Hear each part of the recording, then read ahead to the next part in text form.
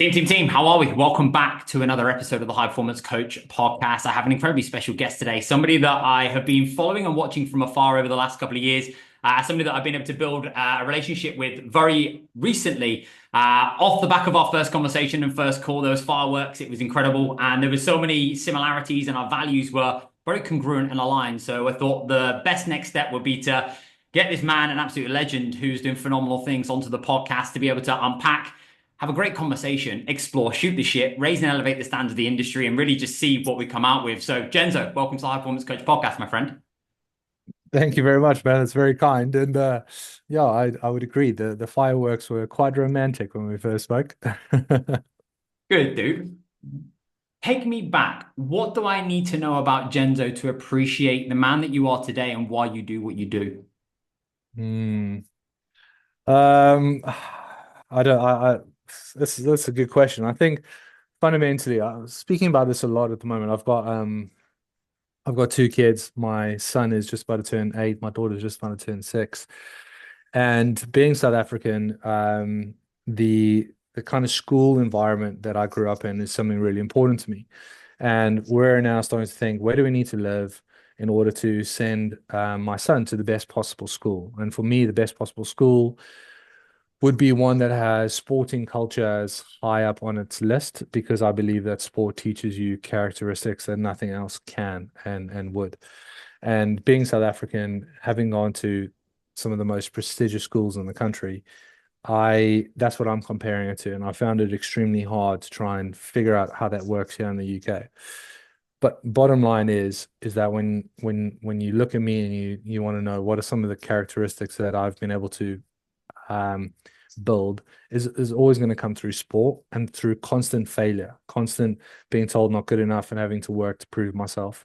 Whether it was tennis or rugby or whatever, I was always having to like fight for my place until things started falling in line, getting recognized for captaincy or being one of the youngest ever players in the first team at school to getting a junior pro contract. Like all those things all came from the back of sport, and I absolutely love it. And in particular, failure, right? Losing games, working hard, losing, not getting picked, having to work even harder, all that kind of stuff. And that resilience has been taught through sport. So if there's one thing that you want to know, like what do you see now? It's resilience through constant failure and not settling for that to be like the narrative that I'm going to keep. Mate, I absolutely love that. How much of a role do you think sport has played in your development as a leader? That's a great question, and I would say a lot until I learned about leadership. Um, I think sport taught me a lot on driving newer standards for myself, asking for better standards on myself. But I think for the for the first, I don't know, 15, 20 years, I looked for moments of like inspiration to try and get myself to a new level, where in fact, like it was what was the base that I would fall to in my lowest times that actually needed to come up. And that took me a very, very long time to learn. So in terms of my own performance and leading by example, it's more around that. In terms of leadership, I thought setting a good example and being like, captain of the rugby team or whatever was like, you know, like if you did that, you were a natural born leader. And it wasn't until I got really stuck into leading teams, teaching others how to lead teams, um, going into education around leadership, all that kind of stuff, that I realized that that's the lowest form of leadership until you learn things around human psychology, creating buy-in, maybe some kind of radical candor to a degree. And then you realize there's so many levels to leadership. So I think like setting a good example, being good at what you do gets you it's like the ticket to play. Then you got to learn a whole bunch of stuff, and leadership's extremely hard for a long time.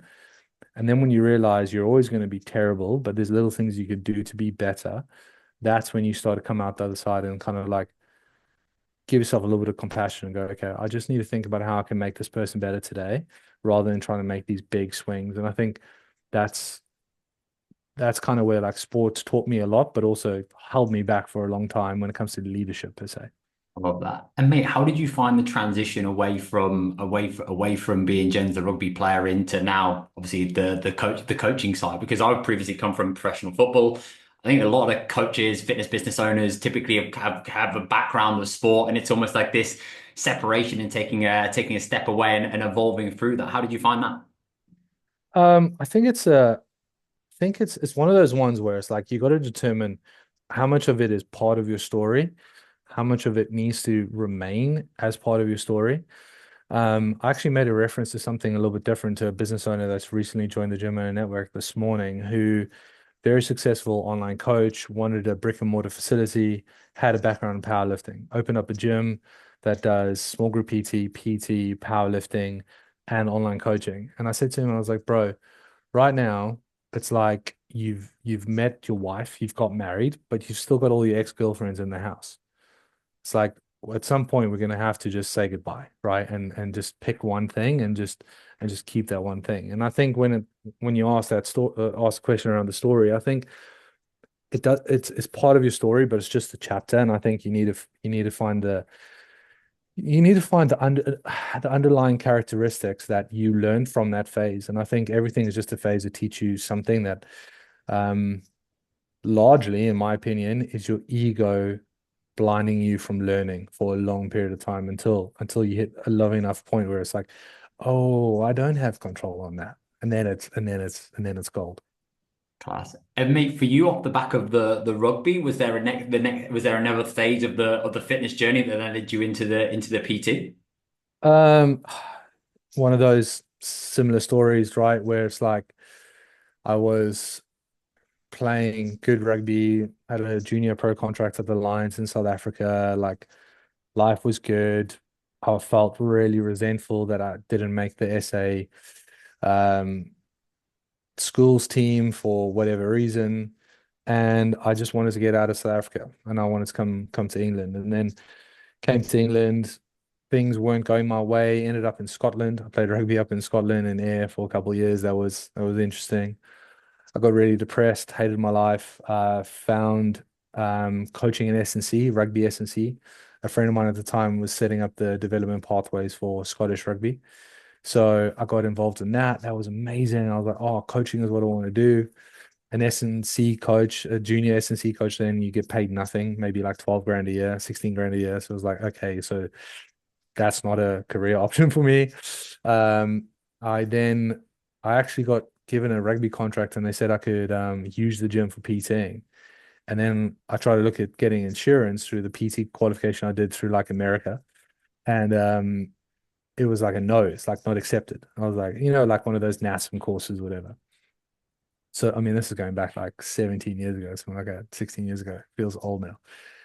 Then I um then I went into a course in London to try to get qualified with like a reps level 3 kind of course.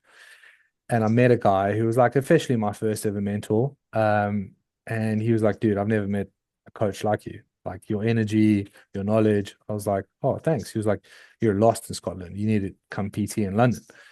So I remember phoning my missus and going, I'm not coming back. And she was in Scotland at the time at where we were living. And she was like, what do you mean? I was like, we're moving to London. She was like, I don't know, it's so expensive. Like, we're not going to make it, whatever. My wife's my biggest fan. She'd never hold me back. But at this time, she was like, she was my girlfriend at the time. We were, young 19-year-olds. But she was like, oh, this is crazy. And we're like, we're just going to do it. So we lived in my late grandmother's garden shed. And I started PTing out of a LA Fitness. Remember those days? Rent was £1,250 a month to be a trainer there, and there were 24 other trainers in this gym. And it was dog eat dog. It was the hardest few months of my life trying to get business and sell and all the rest of it. And then next thing you knew, I found myself at that 60 pound or 60-hour weeks PTing at that level where you're doing 8 to 9 doubles for espressos a day just to survive. So I did that for a long time. I kind of lost my chain of thought, but did the did the thing where I wasn't going where I wanted to go with rugby, and I needed something else, and I felt like I'd made decisions that were wrong for my career, that it just was inevitable. And then I came back down to London, chased what was going to be my career. I then went to some preseason at London Scottish, blew my knee out. Then I was out for like 2 years, badly. That was horrible. And then grew my PT business. Then got back into rugby. Went and that's where I met Ollie Marchon. So Ollie and I played rugby together at OAs. At the time, I think it was like National 2 rugby, so it was just like semi-pro.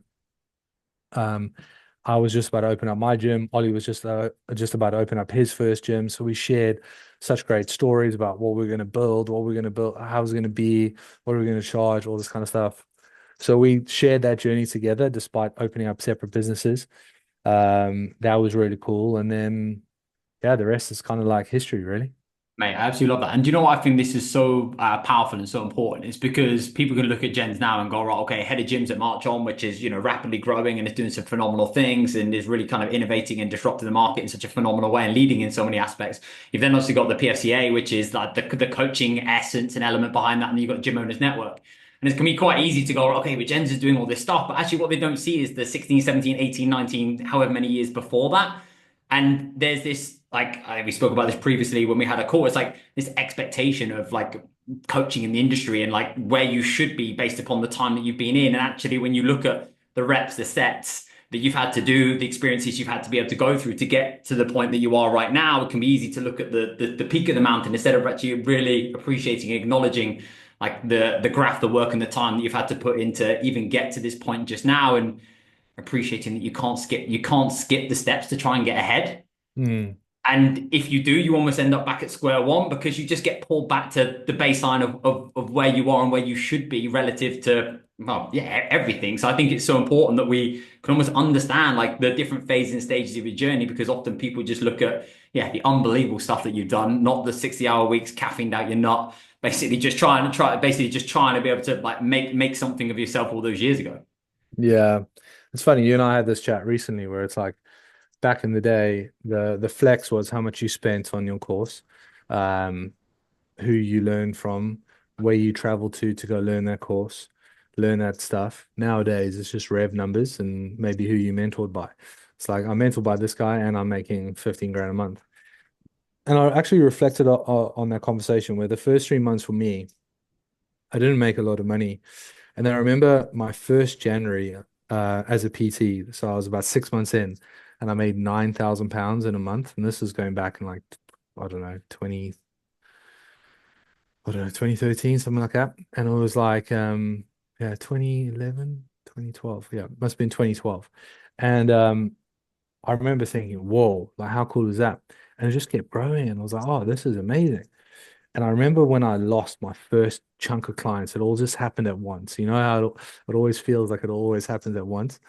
And I remember that rocked me. Like it rocked me so hard.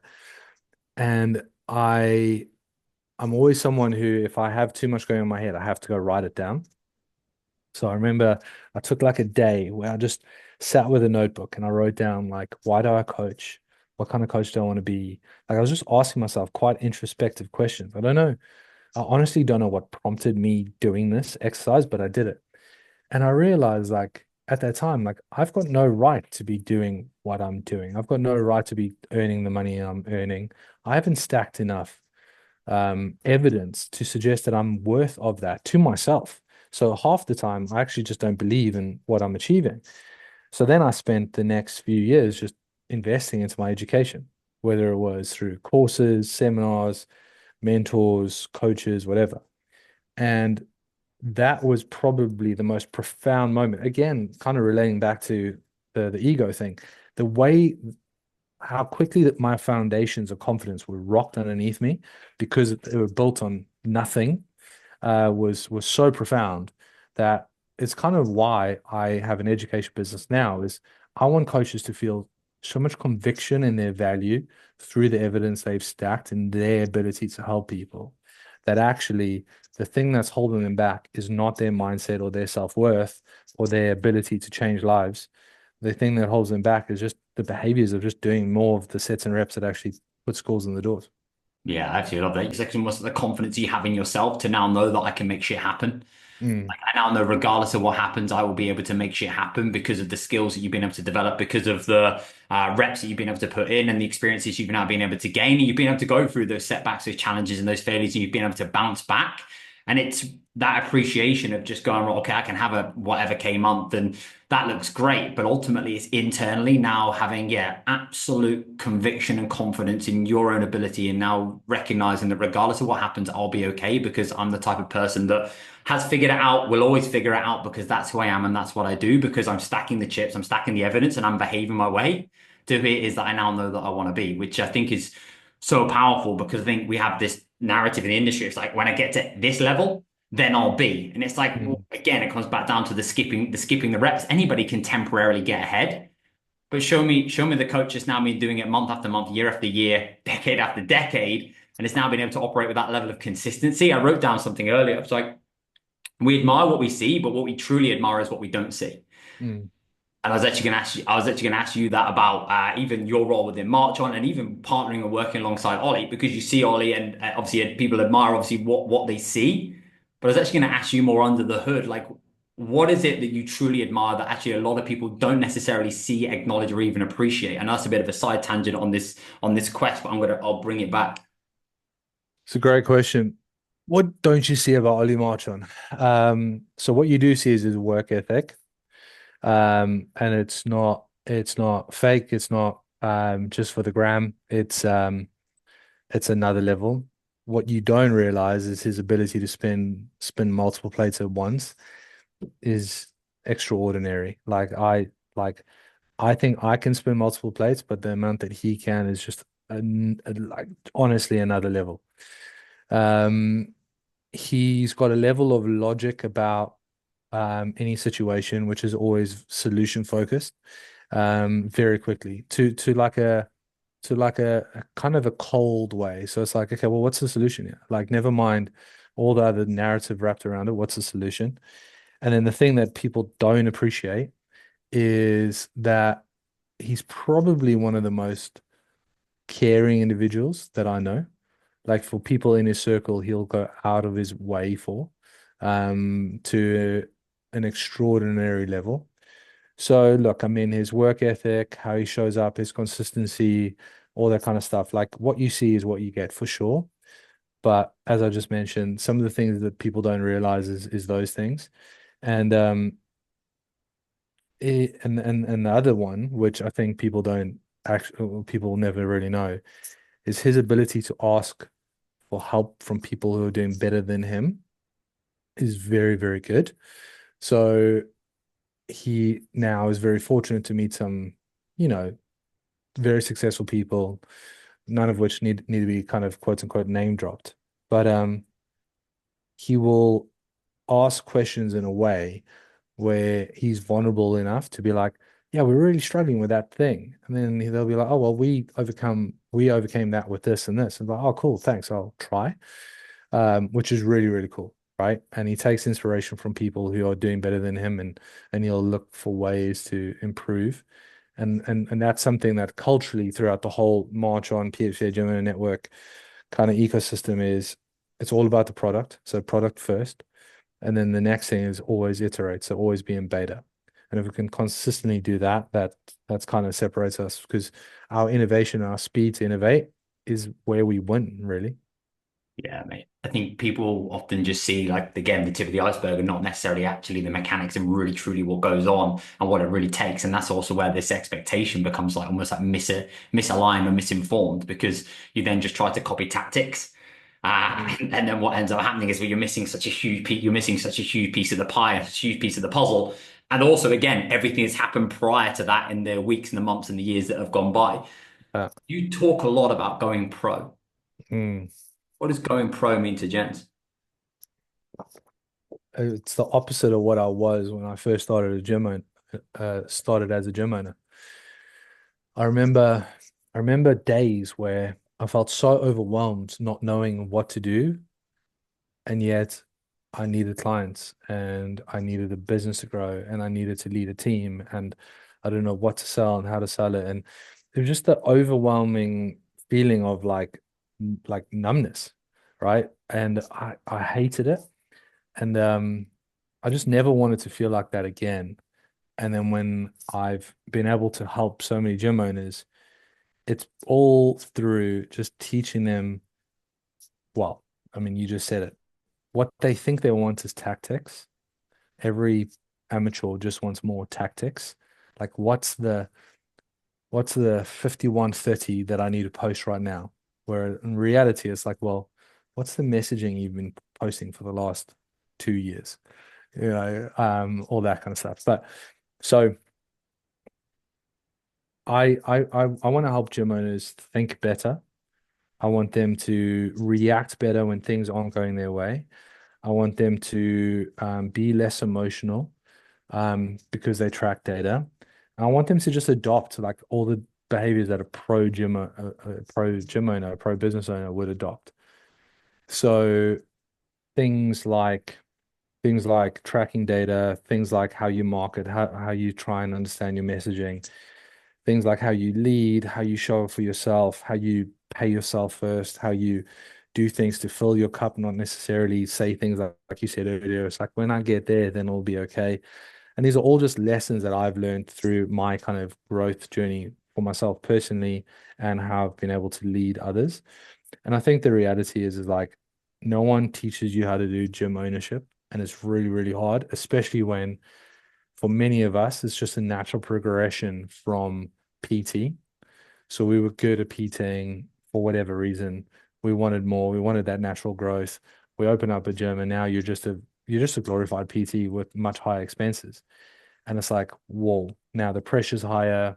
My worst stories is when gym owners come to me and they've broken up with their missus because they couldn't handle the pressure and they alienated their wife, something like that. Like those stories, it just breaks me because like I've been that guy where I'm too egotistical and I'm pushing the people away that's closest to me. But then some of my best stories are a weird niche that I've seen to carve for myself is like husband and wife business partnerships, where they're like, you saved our business, but you actually saved our marriage. And I'm like, that's just crazy. That's not really what I want to sign up for. Please, couples, don't come running over to me. I don't want to be in that game. But do you know what I mean? It's just it's doing the things that means that like success is inevitable because it's not that hard, right? It's just what's hard is not knowing, and then the cost of not knowing and how long you're willing to pay that cost, which for many of us is years of our own ego and not kind of allowing us just to ask for help and actually put your hand up and go, I need help with this. I want to learn. What I've heard from that is almost the transition from being a coach who just has to sell, but has to so happen run a business, to now actually almost becoming a business owner that now actually sells coaching. And that Mm, transition is a completely different skill set. It requires completely different level of thinking, operations. Like it requires a completely different version of you to be able to step in. I also think then what you have to be able to be okay with letting go of as mm. well, because what took you from A to B doesn't then take you from like that B to C. Through your journey, what did you have to let go of, and what do you feel as though you had to really step into for you to be able to go from LA Fitness to studio owner to now kind of like head of gyms and obviously operating in the roles that you are? I think what's most important is like a lot of my I'm gonna say ego, but confidence and identity was built on how good I was as a coach, and I was a very good coach. Like hands down, I was a very good coach. Very, very intuitive, but very good coach.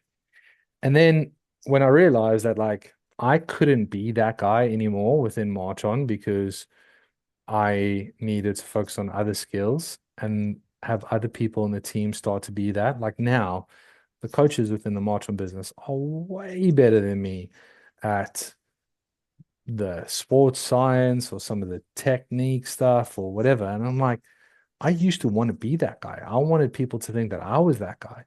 So you had to just like, I had to shift some of those things that I was trying to build an identity on and just not chase that anymore. And I think that's kind of where a lot of gym owners they scared to lose that credibility and go back down to zero. Because as you say, like your career path, if done right as a coach, goes like this. And then if you go as a gym owner, that path doesn't continue. You start back down at zero, if not less than zero, because now you've got the risk involved and you've got to climb up really, really quickly, which is which is pretty brutal. So it's just recognizing that, like you said it, what got you here won't get you there.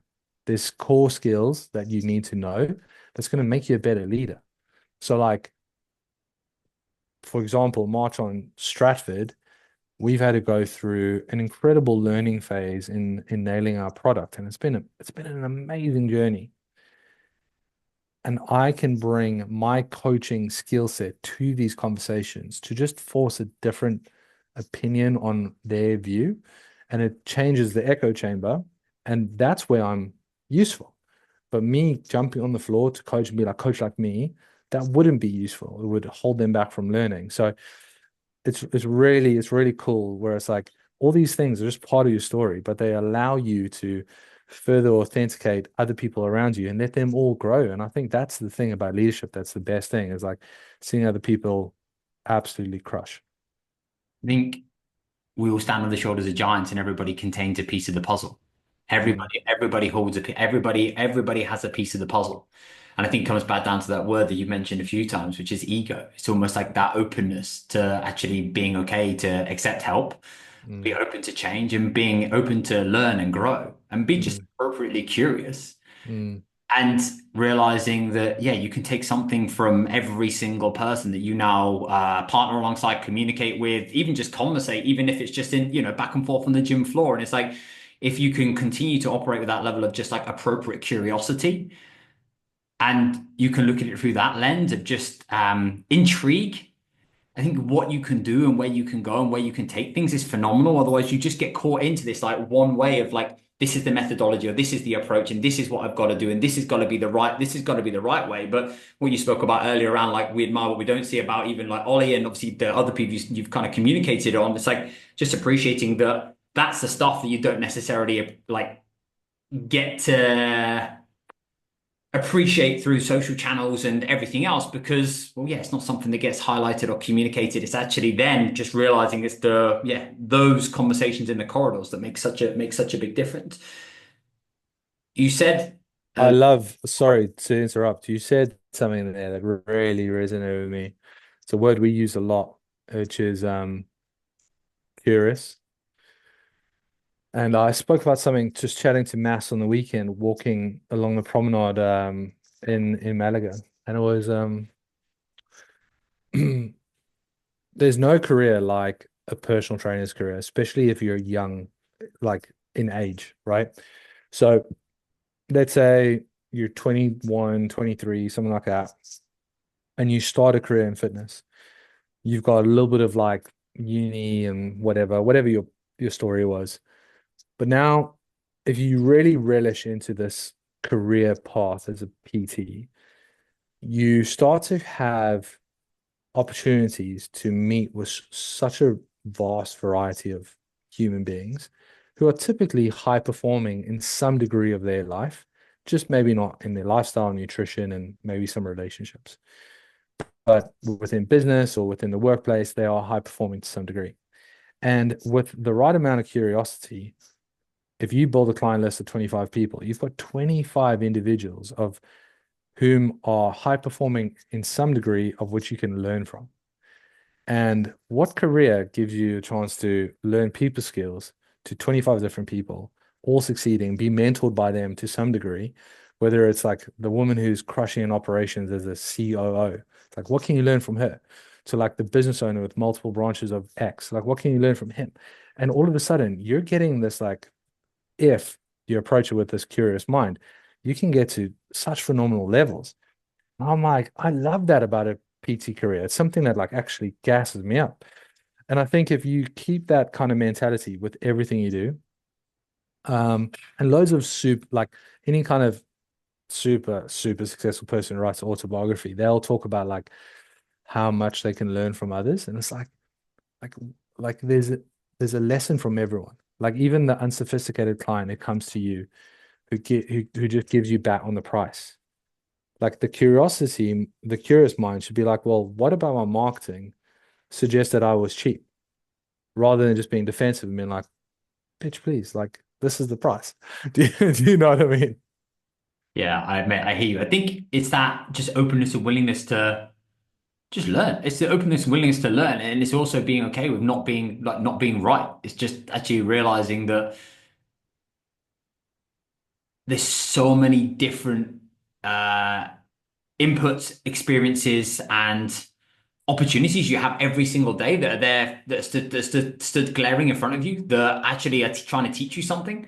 But it's actually being okay with being open enough to let that in, for you to be recipient of that, process that, and then understand what do I want to be able to do? What do I want to be able to do with that information? And being dynamic and flexible and malleable instead of being stiff, fixed, and rigid because this is what I've got to do because this is the process that I've been told that I've got to follow, and that's basically me. And I think especially moving into the industry that we're in right now and how the environment is shifting and changing, that's probably now more important than ever before because what used to work no longer works, and you've got to be okay with destroying, rebuilding, and iterating. Because if you don't, you're just going to get left behind because you're constantly relying upon what used to work or what used to help you win or used to help you get X clients or used to help you bring customers through the door. In comparison to now, it's that old way versus new way of how Mm. are you continually trying to disrupt with new ideas, which aren't necessarily going to be unique. Probably will have come through obviously other forms that you've just been able to now build and create as your own. Yeah, 100%. I think there's something to be said around like depending on where you are on your journey, you probably just need to be told, like, here's the tactics, here's what you do every day, just do it until you get to a place where you've got enough sets and reps to then think for yourself. I think true mastery is being able to interpret alternative solutions to the problem you're routinely facing, right? And I think that's like a really cool place to get to. But to your point you made a while ago, is too many people trying to skip too many steps, where they're trying to do too many things, not giving something a long enough testing phase. It's like, oh, I ran that ad for a day and it didn't work. It's like, okay, cool. All right, bro. Where in reality is like, I don't think people are coming at it from a place of like, shit takes time. Um, you do need to quote unquote trust the process, but you need to do it in a way in which I kind of talk about it as like you need to be two people. You need to be the person on the ground with with your fingers dirty, but you also need to be the bird up top to kind of see the direction in which you're traveling. And if you could be those two people at the same time, you have such a good perspective on like life, which is banging. Moving forwards, where do you think the fitness industry is going? It's a good question. I'm hopeful that I'm hopeful that the cream will rise to the top.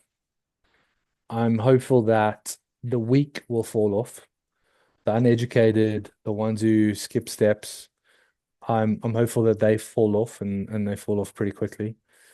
Um, I think the need for AI and hyper individualization is only going to come more and more to the top of people's minds with wearables and all the rest of it. But then a coach's ability to interpret that and then create the biopsychosocial connection between that, the human that they're coaching, and the behaviors in which they showcase every day, like that's the key.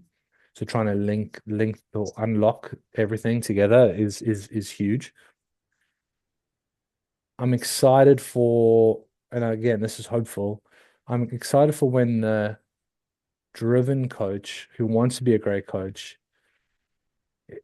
is sick and tired of just sales and marketing because they can't retain clients, that then they want to get into education and become great coaches. That's what I'm kind of hopeful for. And then what is that unlock where more more people are driven like normal people, not coaches, are driven to living a healthier life. Like, for example, a city break is now a high rocks weekend. Do you know what I mean? Like, how cool is that? Um, like smoking is not cool anymore, which is awesome. Like, how cool is that? Going drinking for a weekend and getting absolutely leathered is not cool anymore, or at least not in my circles. It's not cool anymore. How cool is that? Like, it might be in the age I'm in, so it's quite funny. But like, um, I know of stories of clients, teenage kids who are like 17, and they wanting to go on a hiking weekend rather than just go and get absolute, like, how cool is that? So like the world is getting better from like the work that we're doing and how accessible this information is and all the rest of it. So I think I'm hopeful is the word, but I am an optimist. I'm always going to see things from a glass half full. Is the barrier to entry to become a personal trainer easier than ever? Yes, of course it is. I think you can still do a Groupon PT course, which is disgusting, right? But the consumer is getting more and more educated, which means that they can laugh some of these people out of the door, which is fantastic.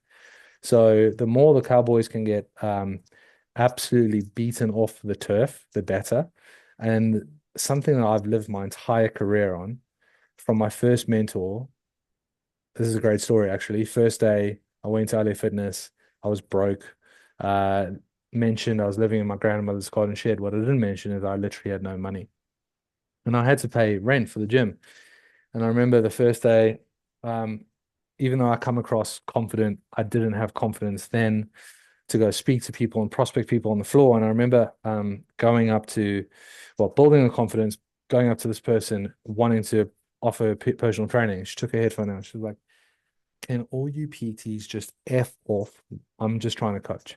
And I remember going back downstairs, back into the men's toilet, sitting on the toilet with a seat down and going, "What have I done here?" And I like prayed. I was like, "Lord, give me strength. Come on, I can do this." Went back upstairs, went to the next person. She just went like this. And I was like, "Oh my goodness." I was like, "This is gonna be way harder than I thought."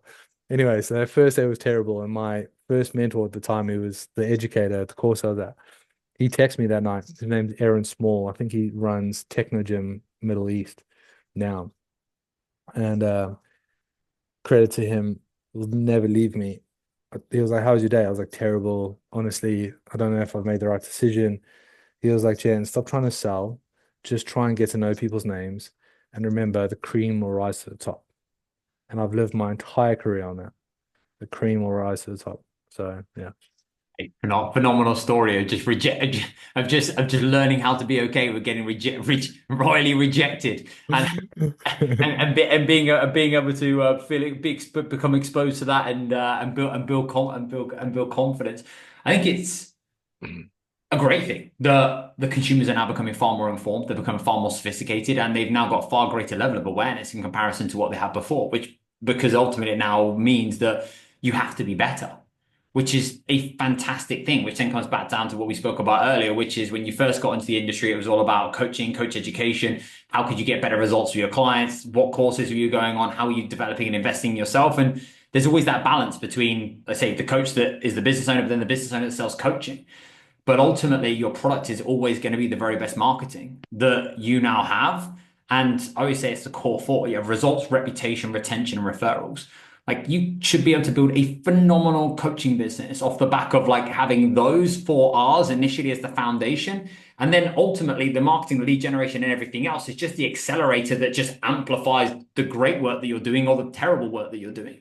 And you're gonna be exposed either way. It's just being okay with playing a completely different game to the majority of the industry and the majority of people, and allowing yourself to extend the time horizon ever more so. You mentioned obviously before this call, you're like, we're working on something at the moment and we're looking at building it out over the next 12 months. It's like, not we're building something at the moment and we're going to release it next week. It's like, actually, no, we're building something at the moment that we've been working on in development. And actually now over the next 12 months, we're going to be fleshing this thing out. So it's going to be fucking awesome. It's like, how many other people are even thinking in that time horizon, which isn't really that long in the grand scheme of things. Everything is just week to week or month to month or quarter to quarter at the absolute push instead of being able to have a slightly longer view and give yourself the time and space to be able to really commit to creating and developing something that you're genuinely proud of, you're genuinely excited about, that feels as though it's an extension of you, and you're happy to put your name next to it, because that's going to be the compounding interest that will pay you dividends over the long run that you can't see right now. But it's being okay with then not chasing the shiny object and the next thing just because you might make a buck or two. Yeah, 100%. Thanks for all that. And I think there's something to be said around building for the long term, but knowing what you need right now to I don't want to use the word survive, but just like excel. Not beyond your wildest dreams or any of the stuff that's been like glorified through social media. And I think social media is another thing that like growth minded coaches need to be careful like who they follow and what what I'd say what porn they're getting thrown at, whether it's revenue porn or all the rest of it. But I think there's something to be said around know what you need to do to allow for your business to function well, to live the lifestyle you need to live. And then also have time in your week. A mentor of mine at the a while back, he's a CEO coach or whatever that worked with Ollie, and he then worked with the rest of the team as well. He was amazing. He said you need time where you run the business and you need time where you change the business. So I think the adage of like work in and work on the business gets a little bit lost in our world.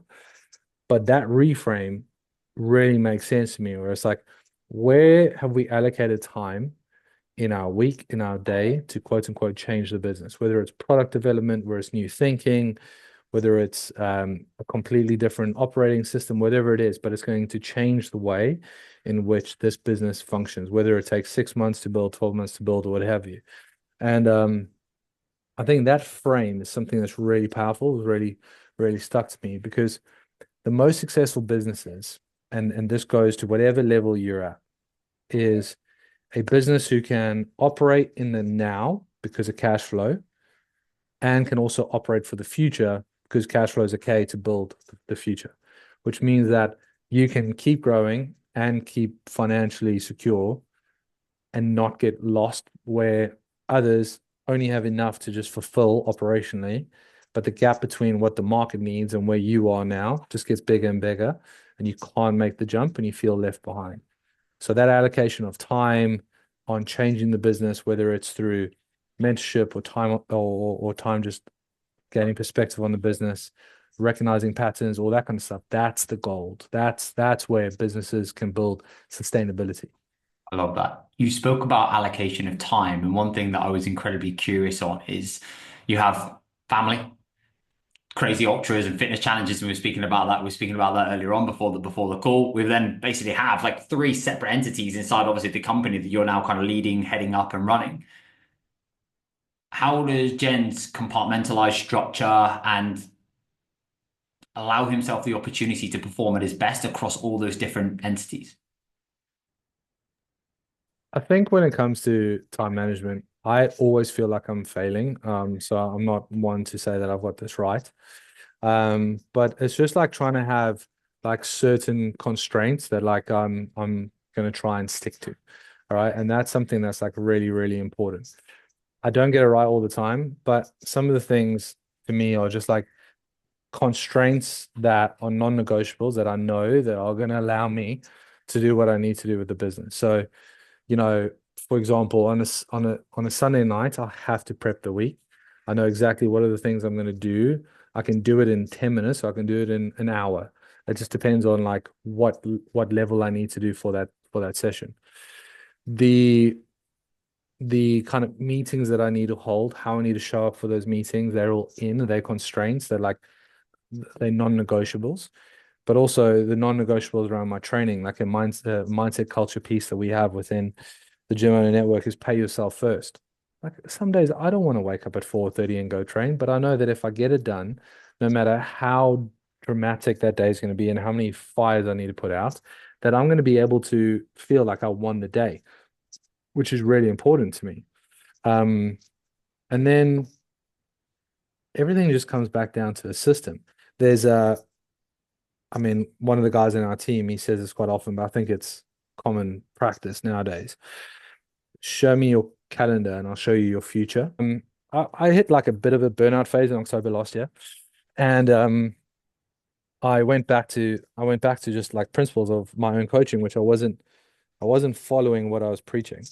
And first thing was like every 6 months you got to be changing your own job role, right? Because if you aren't, then you're not growing. So that was the first thing.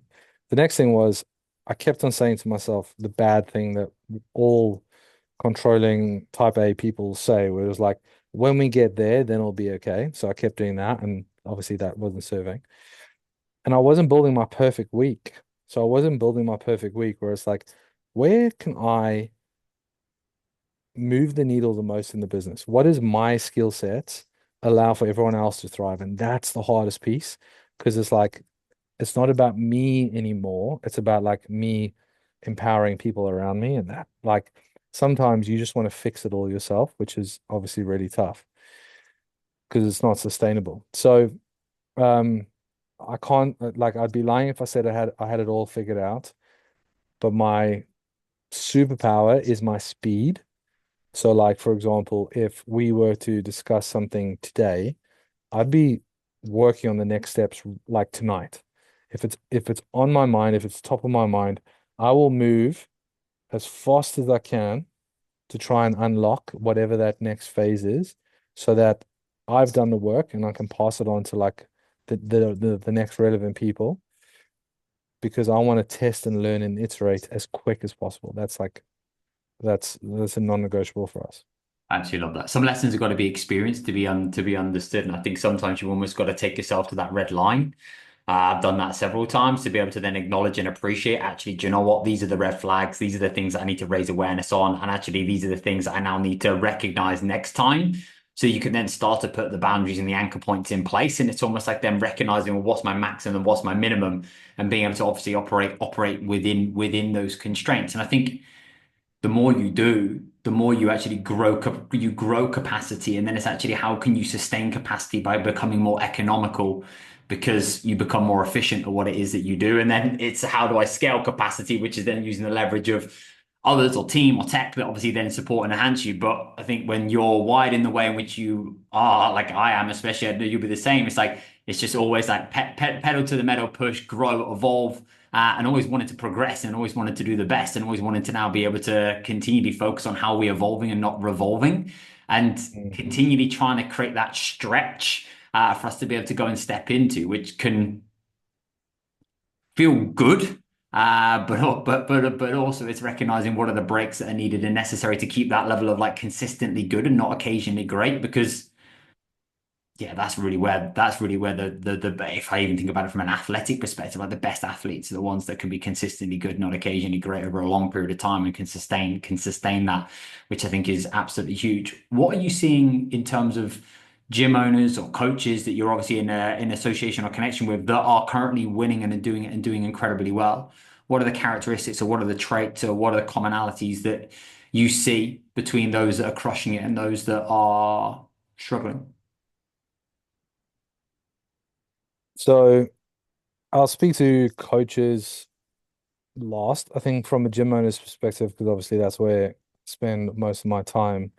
The gym owners that are doing really well are the ones that are creating an integrated life around the things that matter most to them, with enough time allocated towards change the business, as I said, and maintaining a white belt mentality. So this constant curiosity around how I can grow, how I can understand things better. Like whether we like it or not, marketing is extremely complex, and spending 5, 10 years understanding it will stand you in good stead whatever you go on to do as a gym owner or any other business owner. The psychology of sales, the psychology of leadership, all these things they are extremely complex. Really, the more you learn, the more you realize there's so much more to know, right? So, the gym owners who have number one built a team, despite how scary it is, and then spend time learning and developing themselves, are the ones that go on to do really, really well. And they play bigger games and there's more risk and all the rest of it. I think the gym owner network comes across extremely intimidating because of like the the high performance environment. And it is high performing and it is intimidating because we're trying to create an aspirational brand of how to operate. But it's by no means intimidating when you're in, yeah, provided that you put your hand up and ask questions, right? And it's the same with, I'm sure, within your environment. And we've created an incredible culture where people feel comfortable to do so. So the ones that are crushing it are they're learning, they're growing, they're adapting, they're trying, they're taking shots. But they're paying themselves first as well, whether it's with their families, whether it's with their time, whatever, like that's really important. So that like business doesn't feel unfulfilling. And I think like you need to know what it is that fulfills you, that enriches you, that makes you feel like it's all worth it. Because business is fucking hard. Like it's hard. Like every day is a struggle. You just wanna you just wanna look at struggle now and go, let's fucking have you. Like that's the difference.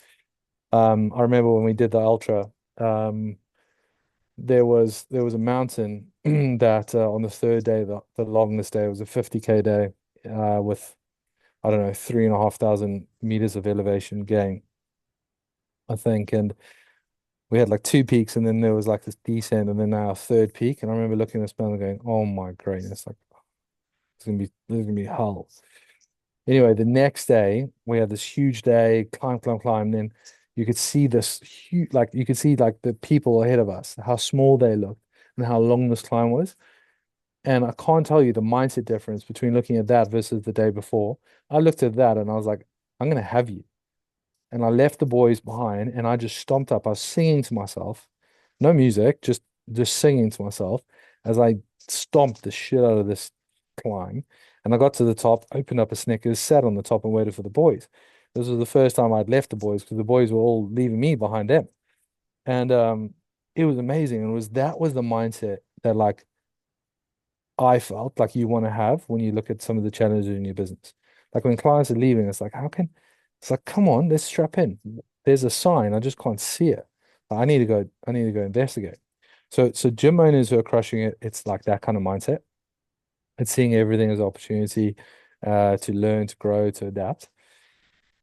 To the coaches that are doing well, honestly, I don't know which individual like coaches or people selling coaching, not gym owners, like online coaches. I don't know who's doing well in a place that I know intimately are comfortable where they are. Like I feel like all of them are trying to be someone else.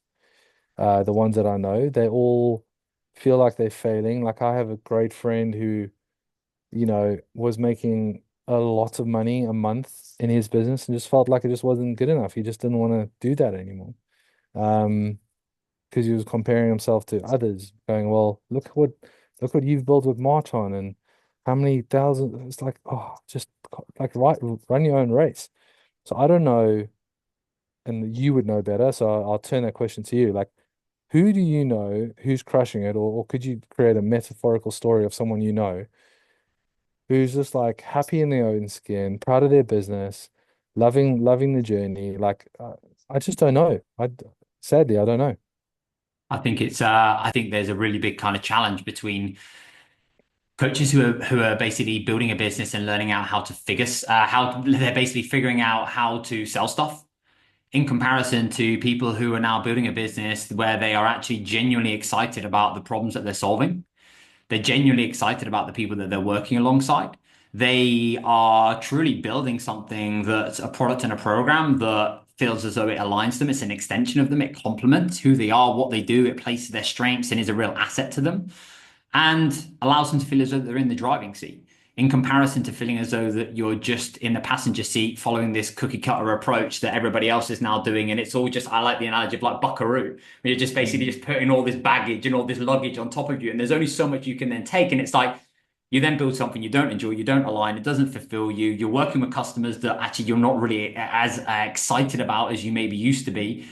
You are then really just chasing the next revenue month and the next revenue target. And it's always the external, which is always incredibly unfulfilling and empty. And then you get to the point where it's like, now what? So I think the Mm, coaches that are really crushing it are the ones who are able to shift from how do I build a business that's not just me trying to figure out how to sell stuff, as you've already communicated. Learning how to figure out how to sell stuff and market is incredibly important.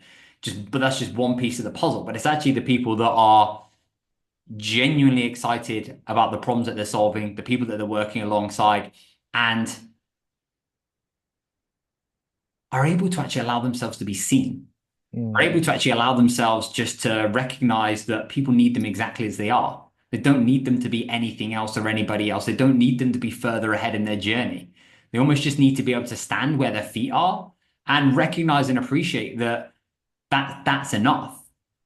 And for me, when you have somebody that does that, and there's several people that I know that can do that, you externally aren't necessarily accomplishing, achieving these big, massive, like revenue months that become the thing initially.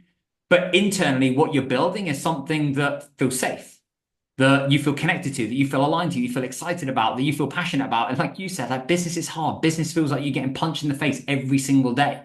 The majority of it is just basically challenge after challenge after challenge with a glimpse of, oh, that's really good, well done. And then it's back to the challenge again. So if you don't have that as a backbone and you don't have that as a foundation, then you're creating something that you will end up almost like destroying because you lose yourself and you lose that very essence and love and passion and excitement that you had in the first place that got you into the industry.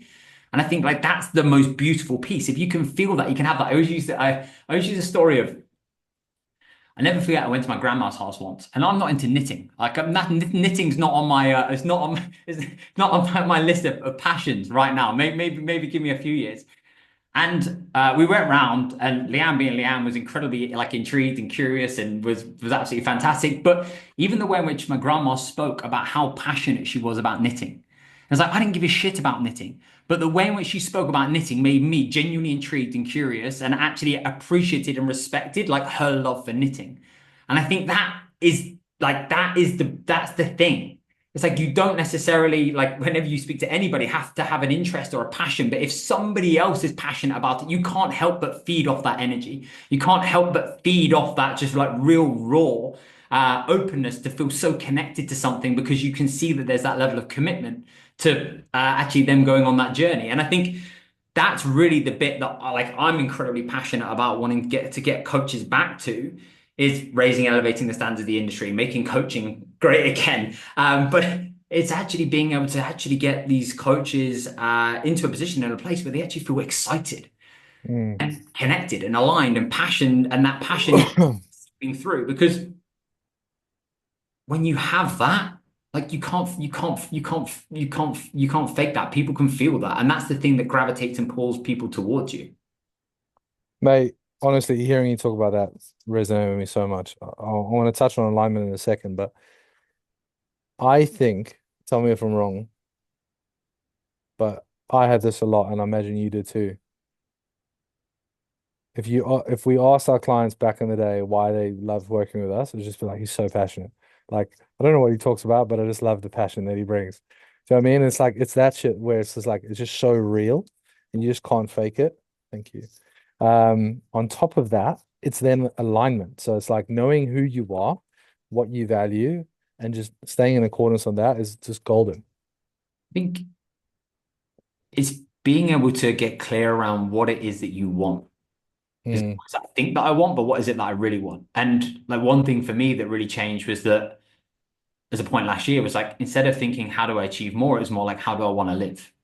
Being able to just shift that, even just being able to shift that. And you spoke about this earlier with respect to the perfect week piece. And you said about the alignment and actually them being able to pay themselves first, whether that's now family, whether that's now training.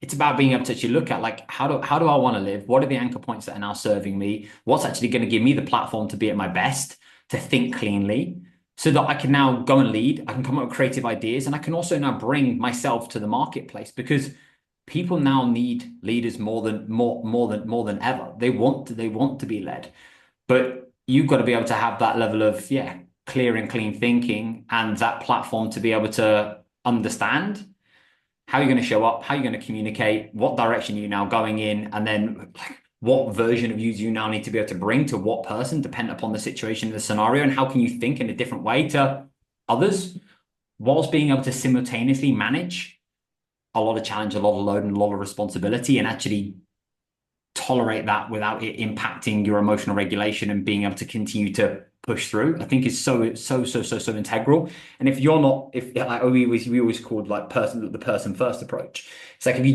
don't have that, then again, like you're gonna get unstuck and you're gonna get pulled from pillar to post.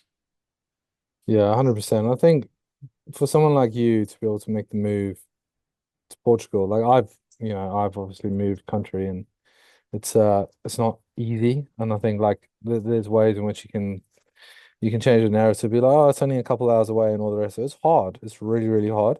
And I think that's just like another stack of evidence that you're living in accordance of like your dreams, your values, and just kind of showing the kind of power you have to make decisions, which is really, really admirable.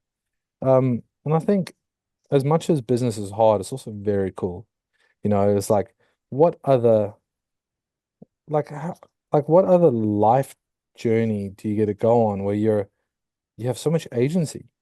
You have agency on how you live, how you make your day, how you like. This is so much like there is so much control. Whether like or you're employed by a shit company, you're just a number. No one cares about you. You have to clock in, clock out. It's very, very different. So everything's hard. Everything's a different kind of hard, but it's just a frame. Like I, I like in our circle, we talk about how so much of gym ownership is a personal development program wrapped up as gym ownership, right? And I think James Clear talks about it, right? Entrepreneurism is self-development masqueraded as a business. And what a privilege. What a privilege. That means that like in 5, 10, 15, 20 years of dedication to your craft, that not only have you become really good at the thing that you paid to do, but you've also become a better human for it. You think better, you act better, you lead better, you parent better, you love better. Like, how sick is that? I always say this to our coaches all the time. It's like, what other job or role allows you to have the impact and allows you to truly change lives at the level that you get the opportunity to do so? Like that level of connection, that level of trust, the level of relationship that you now build with your people, and they're open to you now coming into their world and going on a journey with them to be able to take them through that process is such a privilege and allows you to have such a profound impact that I believe isn't see in many other industries. It's like how cool is that? And I think it is just being able to allow yourself to sit within that, acknowledge that, and appreciate that because it's always like, yeah, what's missing, or what am I not currently doing, or what is everybody else doing that I currently don't have? Instead of being able to bring it back to the fundamentals and the foundations, and again, and then stacking the necessary bricks in the appropriate way that is going to get you to where you want to go. And like I said, it's just being okay with playing a different game to the majority and trusting and backing yourself enough to be able to take and make that next step, even if other people can't see it, don't acknowledge it, or even don't back it. It's like that's the difference that really makes the difference is being able to see what like others can't and or you see what they can, but for you to be able to then have the courage to be able to go and pick the £5 note up off the floor. Because if you don't, somebody else will. Mm, yeah, 100%.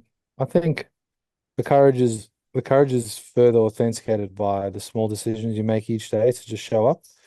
And I think when it comes to business ownership, it's like of the things you can do that day, of the things you need to do that day for your business, do the thing that you know the least, that's hardest to do, but is more likely to move the business forward than the thing that makes you feel comfortable. So, like to the coach who just wants to do programming all day and not do marketing, leave programming for later and, and do the marketing now or whatever it is, right? And I think, and then the more you do that, the less courage you need to make the decisions that actually move your business forward, because of the callus that you build, right? 100%. Mate, two final questions. Go for What does building a business you're proud of look like? it.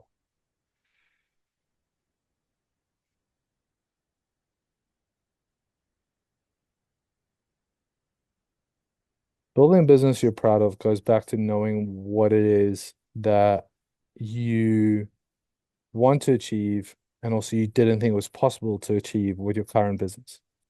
So I think there's like a story that we tell ourselves, and then there's a deep rooted imagination that, but if it all worked out, it would be that. So I think it's like, what is that? What is the audacious thing? And then go, okay, what does it take for me to get there? What does it look like? And more so, what does it feel like? What does a day look like? And I think it's like go back to like it's just how you live. Like, you know, bit of kind of jealousy towards you, like the fact that you can go walk on the beach every day, like that's something I want. I don't have right now. It's like that would be super successful in my eyes. But the audacious goal is like it is whatever it is for you, right? And I think it's really personal. And then it's just like recognizing, well, what does it take to get there? And it's fundamentally it's more of the day to day and how your day to day looks than anything else, I think. Um, to me, having had so many financial constraints in my life through my upbringing and whatever, like I don't want to ever be in a position where if I need a new tire that I can't afford it, that the washing machine breaks and I can't afford it. Like, if my son needs new rugby boots that I can't afford it. Like I don't want to be in that position. Um, I think anything else is just wrapped up in self-worth and all that stuff, and it's a whole different rabbit hole. But if your business is a vehicle that allows for you to build memories with the people you care most about, then you've won, right? You've absolutely won. And I think if you can build the memories of the people you love the most and have the impact that you want to have with the people that you really want to serve, then you're winning double, right? And I think that's sometimes where I forget often that like the gym owner network is not changing gym owners, it's changing gym owners, their relationship with their family, the way in which their team develops, so them, their households, and then the 200 members that exist in that gym and their households. And then you're like, oh, so if you look after 100 gyms that each have 200 members in, that's cool how many people you get to help every day. And then you think about the coaches and how many coaches we help. And then it's like, oh, that's cool. And then you think about the people that we train online and in our gyms. And like, oh, that's cool. And then you realize, shit, we've got a lot of people that need us to show up and be our best every. It's a lot of responsibility. How awesome is that? So to go back, it's like, what does it look like? I think it's a business that like has purpose, has meaning, has adequate challenge, and allows you to take moments in when you need to, however often. Uh, that means that your story feels fulfilling to you. I love the piece you mentioned there, almost about like the ripple effect. And you actually never know. You're never going to know the ripple. You'll never even be able to experience or feel the ripples. And Mm. I think that's I think that's a really, really, really, really, really cool piece, mate. The final question that I usually ask is actually the question I asked you on our call that you came back to me on. So, Rich is obviously what was the last thing you changed your mind on? Which I absolutely love your answer, by the way. I thought that was Mm. incredible. So, my other closing question that I was going to communicate with you is like, right now, what would the 8-year-old Jens say about Jenz now, and what would you want the 80-year-old Jenz to say about Jenz right now? Geez, like this is a tough one. Get me emotional. Um,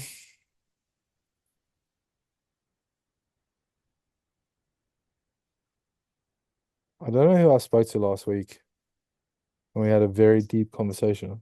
I've literally lost my train of thought who it was, or I can't remember who it was. But I said to them, like, the younger version of you would look at you and be like, dude, we made it.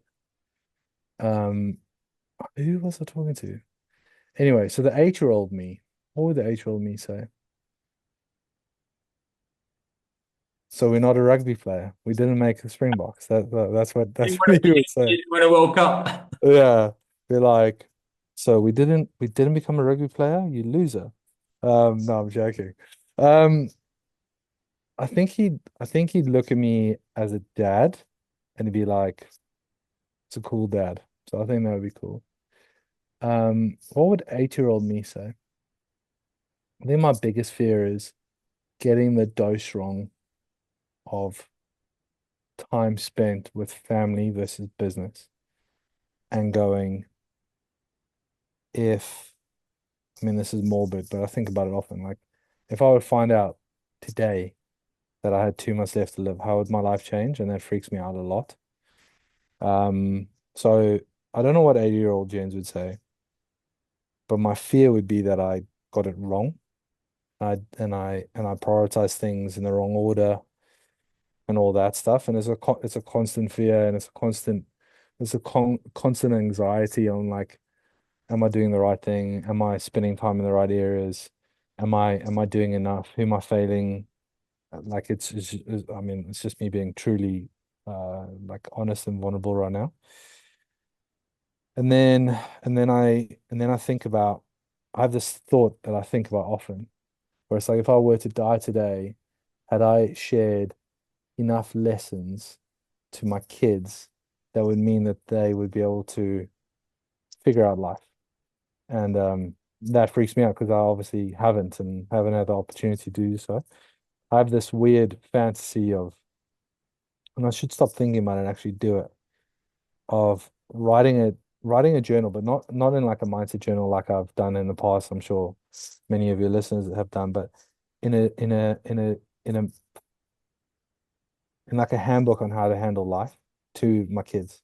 So if I were to die, that they could look back and be like, what was the lesson today? So, like, for example, if I were to write one today, it might be like jumping on this call and just being truly authentic. Like, I think early podcasts that I've been on, I've almost tried to say what I thought people wanted to hear, but then, over time you start to become more truly authentic and just believe in your story. And I think it's like, if I were to write one today, it would be that, right? Or what have you. And I think I got to go watch my son play in his little band this morning at school, and I actually had little to no anxiety sitting in there, despite having a full diary, having so many things I needed to do. But I was actually present. I was smiling from ear to ear. I was gleaming. I was there. I was there, like really, really there. So maybe that would be a lesson that I'd put in that book. So I don't know what 80-year-old James would say. It freaks me out to think that I got it wrong, but I am going to keep trying to get it right to the best that I know how. And does that make sense? Yeah, dude, I absolutely love that. I appreciate you, mate. I've loved this conversation. Where can the people find out more about Jenz? Listen, so me personally, Jenz.Robinson, so Jenz.Robinson on Instagram. If you're a gym owner or interested in any of that, gym owner journey stuff, if you're an aspiring gym owner, check out the Gym Owner Network on Instagram. And then obviously coach education for everything, technical coaching, then the PFCA is your place to go, the .PFCA on Instagram. And then of course, if you want to be inspired with your own fitness journey, check out Marchon Training, all things Marchon, all the rest of it. My team are phenomenal. I'm just one of the guys who gets to help them shine. They're the ones that actually are the cream of the crop. I'm just the guy behind the scenes, just trying to make sure everyone excels. Dude, I've absolutely loved this conversation. I massively appreciate you. I think you're doing phenomenal things and you're elevating the standards of the industry and making it a better place, which is, I think, something that we all have an aspiration to be able to want to do as a collaboration and to be able to continue to elevate and make this a place that people look at and feel, yeah, proud of, and they see it as a real role, job, Mm, mm, profession that people actually passion. now see as, something that is admirable and highly regarded. So, dude, I appreciate you. I value you. Thank you so much for your time. And, buddy, we'll have to do this again. Speak soon. Mate, appreciate you as well, bro. Good work. And one thing I will say is you're one of the good dudes. Your values, the way you show up, everything, it's highly admirable. And yeah, if people like you, like me, like whoever else aligned can keep elevating the standards, it is a profession that can be well respected and also well paid and really fulfilling for everyone involved. So big up to you as well. Thank you for the opportunity. Dude, you're a legend. Thank you.